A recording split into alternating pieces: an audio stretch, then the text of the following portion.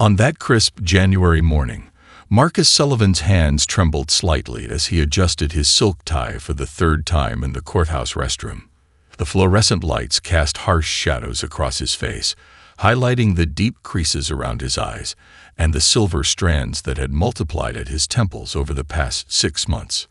10 minutes, Mr. Sullivan, his attorney called from outside, her voice carrying an edge of practiced patience. Marcus splashed cold water on his face, watching the droplets trail down his weathered features. At 45, he looked a decade older than the smiling man in his real estate headshots that still lingered on bus stop benches across Las Vegas. Those photos showed a man with confident eyes and an assured smile, a man who sold dreams in the form of desert mansions and high-rise condos overlooking the Strip. The bathroom door creaked open, and a young intern hustled in, doing the double take when he recognized Marcus from the morning news. Marcus pretended not to notice, focusing instead on dabbing his face dry with rough paper towels. The intern hurried out, leaving behind an uncomfortable silence that seemed to echo off the tiled walls. Marcus checked his watch, a Rolex, but one he'd have to sell soon if things kept going this way. Through the small window near the ceiling, he could see strips of the winter sky, impossibly blue and clear, mocking the turbulence he felt inside. Las Vegas winters had always seemed surreal to him, how the desert could be so bright yet so cold at the same time. His phone buzzed in his pocket. A text from his daughter, Emma. "Thinking of you, Dad." He started to type a response, but deleted it. What could he say? That he was fine. That everything would work out. At 17, Emma was old enough to spot hollow reassurances. The bathroom mirror reflected more than just his physical appearance. Marcus saw the weight of his recent decisions in the slump of his shoulders, the tension in his jaw. His suit, once perfectly tailored, now hung slightly loose. Stress had stripped 15 pounds from his frame since summer. 5 minutes. His attorney's voice carried more urgency now. Marcus straightened his posture, attempting to channel the confidence that had once come so naturally. He'd stood before Judge Henderson twice before, each time feeling the ground crumbling beneath his carefully constructed explanations. Today would be different. It had to be. He retrieved a small bottle of antacids from his pocket, popping 2 into his mouth. The chalky taste reminded him of late nights in his office, when these tablets had become a substitute for proper meals. The real estate empire he'd built over 20 years was unraveling thread by thread, and each court appearance felt like another pull at the fabric of his life. Outside, the courthouse hallway hummed with activity. Lawyers wheeled document carts, clients huddled in whispered conversations with their attorneys, and security guards maintained their vigilant watch. Marcus took one final look in the mirror, straightening his red tie, the same one he'd worn to close his biggest deal 3 years ago. Back then, he believed it was lucky. His attorney, Sarah Chen, waited by the bathroom door, her expression a practiced neutral. "Ready?" she asked, though they both knew it wasn't really a question. The wheels of justice turned regardless of personal readiness. Marcus nodded, falling into step beside her as they walked toward courtroom 3B. Each click of their shoes on the marble floor marked another moment closer to what he didn't yet know would be the most decisive morning of his life. The antacids churned in his stomach, failing to calm the acid rising in his throat.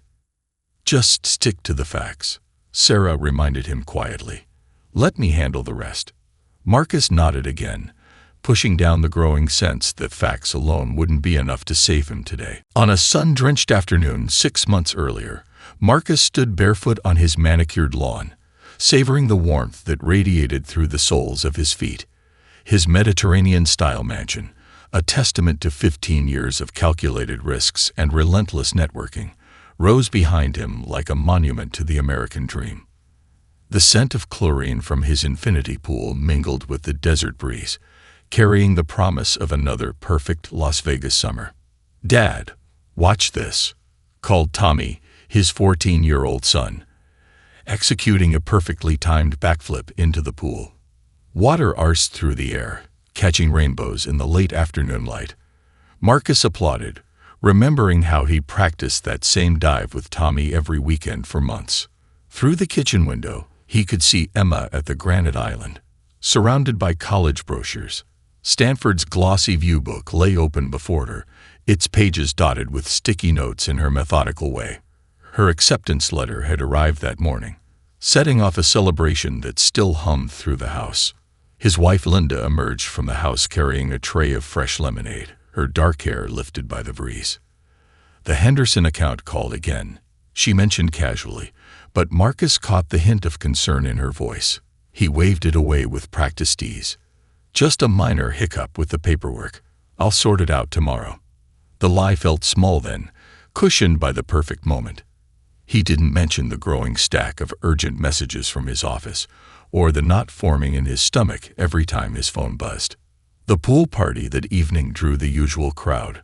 Other successful realtors, developers, a few city council members. Their children splashed in the pool while adults networked over cocktails and careful conversations. Marcus played his role perfectly, the consummate host, even as his mind raced through calculations and contingencies. Sullivan Properties is expanding to Summerlin next month, he announced over grilled steaks and wine. The words tasted bitter, knowing the truth that lurked beneath them. But success in Vegas was often about perception, and he'd mastered that game long ago.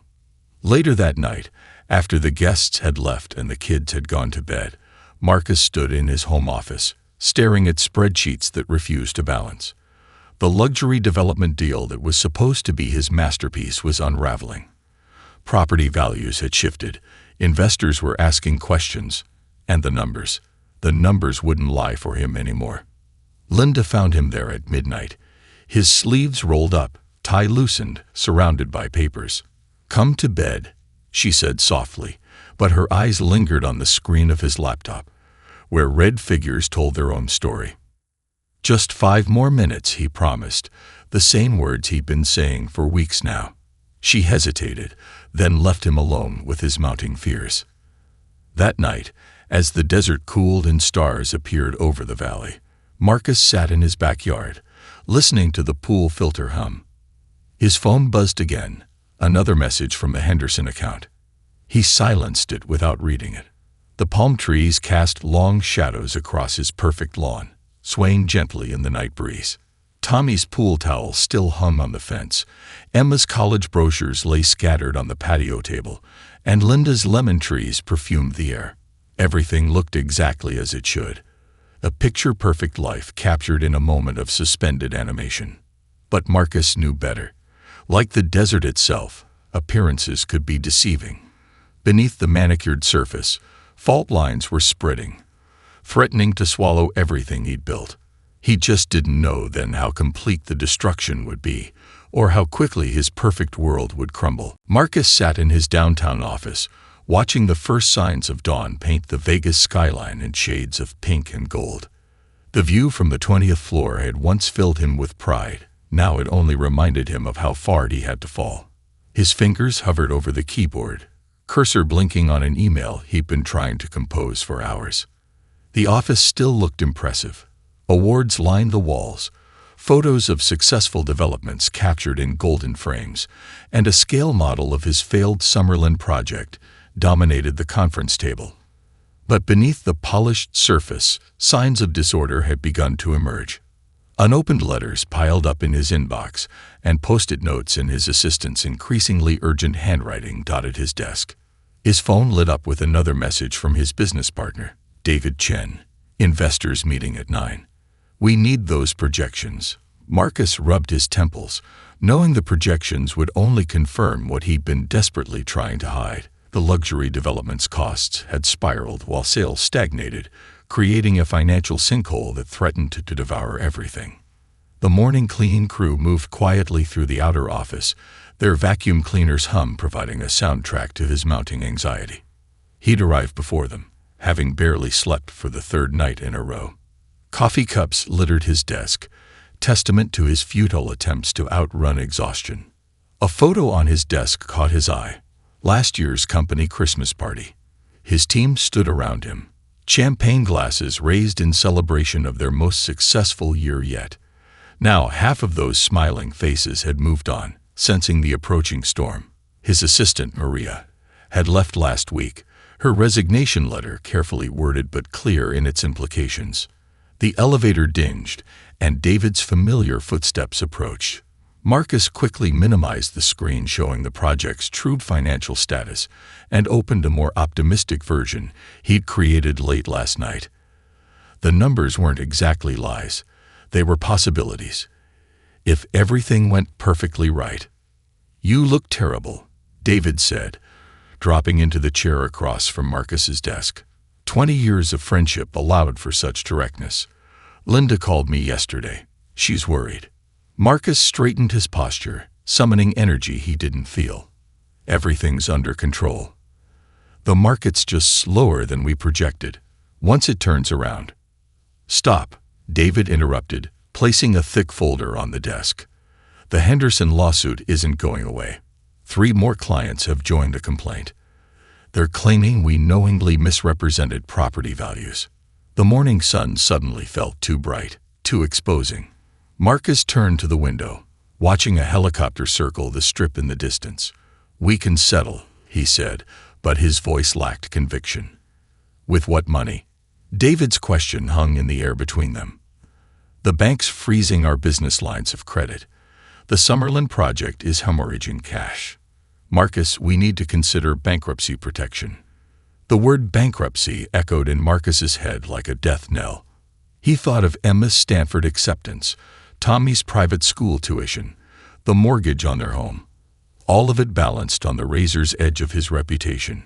"Give me till the end of the week," Marcus heard himself say. "I can fix this. I just need time to move some assets around." David stood, straightening his jacket. "The investors won't wait that long.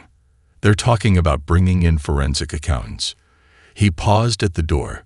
"Whatever you're thinking of doing, don't make it worse. Some things you can't come back from." Alone again, Marcus opened his drawer and pulled out the notice for tomorrow's hearing before Judge Henderson.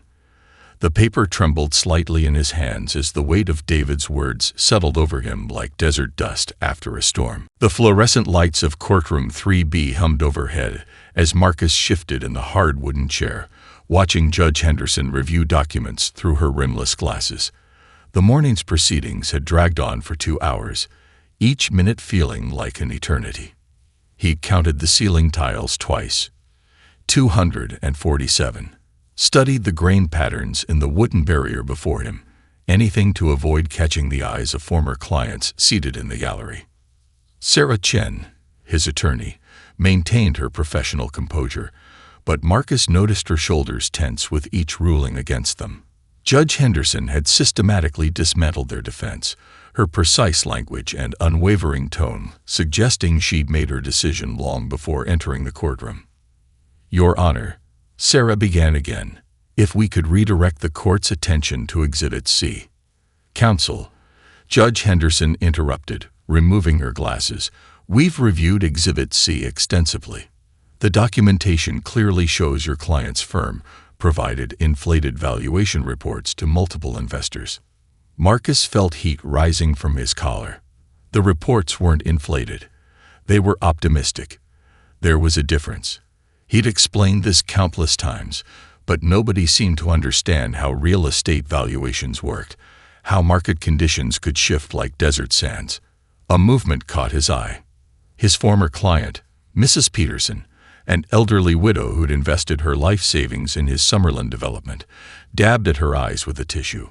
She trusted him, believed in his vision. They all had. Furthermore, Judge Henderson continued, her voice cutting through his thoughts, the evidence suggests a pattern of deliberate misrepresentation spanning multiple properties over an 18-month period. The words deliberate misrepresentation echoed in Marcus's head. He'd never intended to mislead anyone. The market was supposed to turn around. The projections were supposed to materialize. Everything was supposed to work out differently. Sarah's hand touched his arm lightly, a warning. He realized he half-risen from his chair, his fingers gripping the edge of the table. The bailiff had shifted slightly, watching him. Marcus forced himself to sit back, to breathe. Your Honor, the market conditions during this period were unprecedented, Sarah argued, but Judge Henderson raised her hand, silencing her. The court is not concerned with market conditions, Ms. Chen. We're concerned with your client's actions in response to those conditions. Judge Henderson shuffled her papers, each movement deliberate and final. The evidence clearly demonstrates that Mr. Sullivan continued to solicit investments, while knowing his development project was financially unsustainable. The room seemed to tilt slightly. Marcus watched Judge Henderson's lips move, but the words became distant, underwater. He thought of Emma, who'd deferred her Stanford acceptance when their assets were frozen. Of Tommy, now in public school, no longer doing backflips into their pool. Of Linda, who'd moved in with her sister in Phoenix, taking their children and what remained of their savings. This court finds in favor of the plaintiffs. Judge Henderson's voice cut through his haze. Mr. Sullivan and Sullivan Properties are hereby ordered to pay restitution in the amount of. The number she quoted would have seemed impossible 6 months ago. Now it was just another figure in the mountain of debt that had become his life. But it was her next words that finally broke through his carefully maintained facade. Furthermore, given the egregious nature of these violations, this court is referring this matter to the district attorney's office for potential criminal charges. Criminal charges. The words hit him like a physical blow. The room spun, voices blurred, and something inside Marcus, something that had been bending for months, finally snapped. His last coherent thought, before everything went red, was that the wooden barrier before him looked surprisingly easy to clear. The courthouse surveillance video played silently on every local news channel, a grainy ballet of chaos captured in 18 seconds of black and white footage. Channel 8's morning anchor narrated with practiced gravity. Warning, what you're about to see may be disturbing. In the footage, Marcus Sullivan sat calmly one moment, then transformed into something unrecognizable the next. The video showed him launching over the barrier with unexpected agility, his suit jacket billowing behind him like dark wings. Judge Henderson barely had time to look up from her papers. In the quiet of his holding cell, Marcus watched his own image on the small TV mounted high in the corner. The media had been playing it on loop, alternating between the surveillance footage and his business headshot. The contrast was striking. The confident smile of his real estate days versus his mugshot, hair disheveled, eyes wild. Financial Titans courtroom attack shocks Vegas scrolled across the bottom of the screen. Marcus closed his eyes, but the headlines kept coming. Judge Henderson hospitalized. Sullivan empire crumbles. Desert dreams turned to dust. His new attorney, a public defender named James Morris, spread documents across the metal table between them. The footage is problematic, Morris said, choosing his words carefully. But we might have options with a mental health defense. The stress, the financial pressure, the loss of your family. My family, Marcus whispered, opening his eyes. The cell's fluorescent lights buzzed overhead, a constant reminder of his new reality. His children hadn't visited. Linda's sister had called once, just to say they were safe and to please stop trying to contact them. Outside his cell, the detention center operated with mechanical efficiency. Guards passed by on regular intervals, keys jingling. Other inmates shuffled to and from appointments with lawyers and counselors. Some recognized him from TV, their whispers following him down corridors. That's the guy who went after the judge. The preliminary hearing was set for next week. Morris had brought photos of Judge Henderson's injuries. Superficial cuts, bruising, a mild concussion. She's recovering well, Morris offered, as if this might provide comfort. That's something the court will consider. A guard appeared at the cell door. Sullivan, your psychiatrist is here. The court-appointed psychiatrist, Dr. Reynolds, asked the same question she'd asked yesterday and the day before. Can you describe what you were thinking in that moment? Her pen hovered over her notepad, ready to capture his response. Marcus stared at the concrete wall behind her. How could he explain that in that moment he wasn't thinking at all? That 18 seconds had swallowed 20 years of rational thought, of carefully maintained control. The TV continued its silent commentary overhead. They were showing his house now, or what used to be his house. New owners had already moved in, their SUV parked in his circular driveway. The swimming pool where Tommy practiced his backflips sparkled in the desert sun. "Mr. Sullivan," Dr. Reynolds prompted. "You seemed lost in thought." "I was thinking about chlorine," he said quietly. "The smell of chlorine and fresh-cut grass." She wrote something down, her pen scratching against paper. The sound reminded him of Judge Henderson's pen, signing the order that had destroyed his world. Or had he destroyed it himself, long before those 18 seconds? The afternoon sun cast prison bar shadows across the cell floor. Somewhere in Phoenix, his children were starting new schools, making new friends, learning to live without him. In a courthouse across town, Judge Henderson was probably back at work, perhaps flinching at sudden movements, her faith in humanity slightly shaken. And here he sat, watching his own infamy play out in endless loops on local news, each replay making those 18 seconds feel more like a scene from someone else's life. The criminal trial began on a Tuesday, drawing a crowd that filled every bench in the newly renovated courtroom. 5 metal detectors had been installed at the entrance, and 2 additional bailiffs stood guard, reminders of how one morning had changed courthouse security forever. Marcus sat beside Morris, wearing a suit that hung loose on his frame after 3 months in detention. He'd lost another 15 pounds, and his once immaculate hair had started graying at an alarming rate. The prosecutor, Diana Martinez, arranged her files with methodical precision while the jury filed in. "They look like a good mix," Morris whispered, studying the 12 faces that would decide Marcus's fate. 4 business types, 3 retirees, a schoolteacher. His voice trailed off as Judge Wilson entered the courtroom, everyone rising in unison.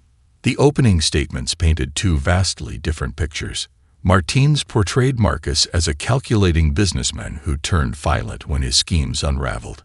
Morris spoke of mental breakdown, of a man crushed under unprecedented pressure, a father desperate to protect his family's future. Emma's testimony came on the 3rd day. Now 18, she seemed older somehow, more composed than Marcus remembered. She wore a blue dress Linda had bought her for graduation, an event Marcus had watched through emailed photos. "My dad," Emma started, her voice steady despite the tears in her eyes, "taught me to always tell the truth. He said reputation was everything in Vegas, because a handshake still meant something here." Marcus gripped the edge of his chair, forcing himself to maintain composure as his daughter described their Sunday morning traditions. Him cooking Mickey Mouse-shaped pancakes, helping with math homework, teaching her to drive in empty parking lots. "The man in those security videos," Emma continued, "that wasn't my father. My dad solved problems with words. He believed in second chances. He spent weekends helping first-time homebuyers understand mortgages." The prosecution's cross-examination was gentle, almost respectful. They didn't need to push hard. The facts of the attack were undisputed. Instead, they focused on establishing the contrast between Marcus's past and present, making his actions seem even more shocking. Dr. Reynolds testified about acute stress disorder and temporary psychotic breaks. She used terms like dissociative episode and emotional catalyst, painting a clinical picture of a mind that had simply short-circuited under extreme pressure. The security footage played again, this time frame by frame. Marcus watched himself in slow motion, seeing details he'd missed before. The exact moment his face changed, the way his tie floated upward as he leaped, the startled expressions of the court reporter and bailiffs. Former colleagues testified to his character, though fewer than Morris had hoped. Vegas was a city of sunshine friends, disappearing at the first sign of clouds. But those who came spoke of his integrity, his dedication to clients, his involvement in local charities. On the final day, Marcus took the stand. The courtroom fell silent as he walked to the witness box, the chains around his ankles clinking softly against the marble floor. Morris had prepared him extensively for this moment, but as Marcus looked out at the faces watching him, some sympathetic, others hardened, He set aside his practiced responses. "I've spent every night in detention replaying that morning," he began, his voice rougher than he remembered. "Not just the 18 seconds everyone's seen, but the years leading up to it. The small compromises, the optimistic projections that became promises I couldn't keep, the moment-by-moment choices that led me there." The prosecutor watched him carefully, pen poised to note any inconsistency. But for once, Marcus wasn't trying to sell anything. He was finally, simply, telling the truth. Judge Sarah Henderson entered the courthouse through a new private entrance, her heels clicking softly on polished marble. 3 months of physical therapy had healed her injuries, but other changes lingered. She no longer wore her favorite pearl necklace to court. It had broken during the attack, and her chair now sat slightly further from the bench, creating an extra few feet of safety space. The victim impact statement lay in her leather portfolio, its words carefully chosen over countless drafts. Her family had urged her to send a representative, but Sarah Henderson hadn't spent 20 years on the bench by letting fear dictate her choices. The courtroom was packed for the sentencing. News cameras lined the back wall, their red lights blinking like watchful eyes. Sarah noticed extra security personnel positioned strategically around the room, their presence both reassuring and a reminder of why they were necessary. "Your Honor," Judge Wilson acknowledged her as she took her place at the witness podium. The sound system whined briefly, and she adjusted the microphone, buying a moment to steady her voice. "I've served on this bench for 20 years, she began, looking not at Marcus but at Judge Wilson. "In that time, I've handled cases ranging from minor disputes to major felonies. I've faced angry litigants, received threats, and weathered countless appeals. But never, in all those years, did I expect to become a victim in my own courtroom." She paused, allowing her words to settle. From the corner of her eye, she could see Marcus Sullivan, head bowed, hands clasped before him. He looked smaller than she remembered, diminished somehow. The physical injuries healed quickly enough. The bruises faded, the cuts closed, and the headaches eventually subsided. But other things change. I find myself scanning every courtroom for escape routes. I flinch when attorneys approach the bench too quickly. I've had to relearn trust, in the system, in human nature, in my own judgment. Sarah turned slightly, finally looking directly at Marcus. "Mr. Sullivan's actions didn't just attack me as an individual. They struck at the very foundation of our legal system. A courtroom must be a place where disputes are resolved through reason and law, not through force and fear." She described the ripple effects, how young lawyers in her courtroom now seemed more hesitant, how her teenage daughter begged her to retire, how her colleagues had installed panic buttons and cameras in their homes. Each detail painted a picture of consequences extending far beyond those 18 seconds of violence. "But," she continued, her voice softening slightly, "I'm still here. I chose to return to this bench because I believe in the resilience of our justice system. I believe that one act of violence cannot undo centuries of civilized discourse, and I believe that facing our fears is sometimes the only way to overcome them." Marcus looked up then, meeting her gaze for the first time. In that moment, she saw not the man from the security footage, but someone broken by his own actions, haunted by consequences he hadn't foreseen. "I don't seek vengeance," Sarah concluded, gathering her papers. "I seek affirmation that our system of justice remains stronger than any individual's moment of weakness, that our courtrooms will continue to be forums for reason rather than rage, and that future generations of judges won't have to look over their shoulders while serving the law." As she stepped down from the podium, the courtroom remained silent.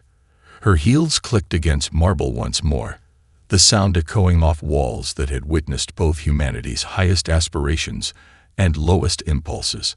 Outside, the desert sun painted long shadows through courthouse windows, marking time's passage on yet another day of justice being served. Time seemed to freeze as Marcus stood for sentencing, the light through the courthouse windows casting prison bar shadows across his face. Judge Wilson looked down from the bench, his expression unreadable as he shuffled the final papers that would determine Marcus's fate. 25 years. The words fell like stones in the quiet courtroom. A quarter-century measured in birthdays he'd miss, graduations he wouldn't attend, grandchildren he might never meet. Someone gasped softly. Perhaps Emma, though Marcus didn't turn to look. "Before you're remanded into custody," Judge Wilson said, "you may make a final statement." Marcus stepped forward, his hands trembling slightly as he gripped the podium. The packed courtroom waited, cameras focused on his face, reporters' pens hovering over notepads. He'd practiced this moment with Morris, crafted careful words of remorse and regret, but they all felt hollow now. "I'm not an evil person," he began, his voice rougher than he remembered. "I spent every night in detention trying to understand how I became the man in that video. The man who destroyed everything I spent a lifetime building in 18 seconds. He paused, swallowing hard. "My daughter Emma once asked me why Las Vegas has so many mirrors. I told her it was so people could see themselves as they wanted to be, not as they were. I spent years looking in those mirrors, seeing only what I wanted to see. But now, in a 6x8 cell, I finally see myself clearly." The afternoon sun slanted through the high windows, dust motes dancing in the beams. "To Judge Henderson, to my family, to everyone I've hurt. I know words can't undo actions. I know sorry doesn't rebuild trust or heal wounds. But I stand here hoping that somewhere in those 25 years, I'll find a way to become the person I once pretended to be." Movement caught his eye. Judge Henderson, sitting in the gallery, dabbing at her eyes with a tissue. Their gazes met briefly, and Marcus saw something unexpected there. Not forgiveness, perhaps, but understanding. "My children learned their first lessons about right and wrong from me," he continued. "Now they'll learn their last ones the same way. I just hope they understand that good people can make terrible choices, that one moment of losing control can erase years of doing right." The bailiffs stepped closer, sensing the end approaching. Marcus straightened his shoulders, determined to walk out with dignity. "I'm not asking for mercy. I'm not claiming innocence. I'm just a man who broke, not just the law, but everything and everyone I loved." Judge Wilson nodded solemnly. "Mr. Sullivan, while your remorse appears genuine, actions must have consequences. You are hereby remanded into custody to begin serving your sentence. Court is adjourned." The sharp crack of the gavel echoed through the chamber. As the bailiffs approached with handcuffs, Marcus turned for one last look at the gallery. Emma sat between Linda's sister and his former partner David, her face buried in her hands. Even now, she was trying to be strong, a trait she'd learned from him in better days. The metal cuffs clicked around his wrists, cool and final. As they led him toward the side door, a shaft of sunlight caught his face, warm like the desert mornings by his pool, like Tommy's triumphant grin after a perfect dive, like Emma's Stanford acceptance letter in his hands. "Dad," Emma's voice called out, cracking slightly. "I'll visit. I promise." Marcus nodded, unable to speak, as the door closed behind him. In the holding area, away from the cameras and crowds, he finally allowed his tears to fall. 25 years stretched before him like the Nevada desert, vast, unforgiving, but not entirely without hope. Somewhere in that expanse of time, perhaps he would find his way back to being the man his children once believed him to be.